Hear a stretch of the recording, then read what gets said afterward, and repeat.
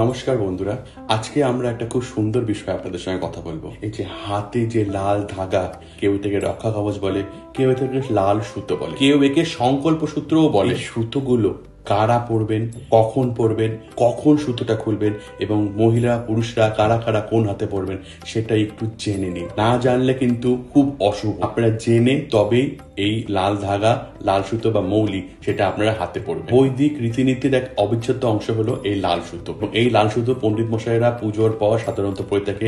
বিপত্তারিণী পূজার পর, ষষ্ঠী পূজার পর আমরা এই লাল সুতোটা হাতে পরে থাকি। কিন্তু কিছু কিছু জাতক আছে, কিছু রাশি আছে যারা এই লাল সুতো পরতে পারে না। কারা কারা লাল সুতো পরতে পারে সেটা আসুন আমরা প্রথমে জেনে নিই। মেষ, সিংহ, বৃশ্চিক রাশি, এইসব রাশিতে যারা জন্মগ্রহণ করেছেন তারা লাল সুতো পরতে পারেন এবং লাল সুতো পরলে তাদের ক্ষেত্রে ভালো। মীন, মকর আর কুম্ভ এই রাশিতে যারা আছে তারা কিন্তু ভুলেও লাল সুতো পরবেন না।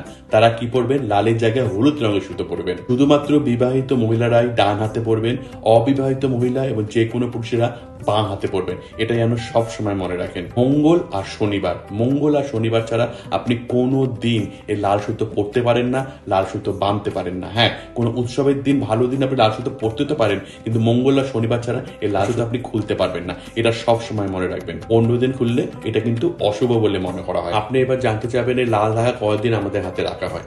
সাধারণত 21 দিনের পর্যন্ত আপনি লাল ধাগা হাতে রাখতে পারেন। 21 দিন ক্রস হয়ে গেলে আপনাকে লাল ধাগা খুলে ফেলতে হবে। দীর্ঘদিন পরে থাকলে কিন্তু এর উল্টো প্রভাব পড়তে পারে, শুভ হওয়ার বদলে অশুভ হতে পারে। কারণ এই লাল ধাগা সমস্ত ধরনের নেগেটিভিটি, অশরীরী শক্তির ক্ষমতা, বিভিন্ন ধরনের অশুভ যা আছে সমস্ত কিছু অ্যাবজর্ব করে নেয়, মানে শোষণ করে রাখে।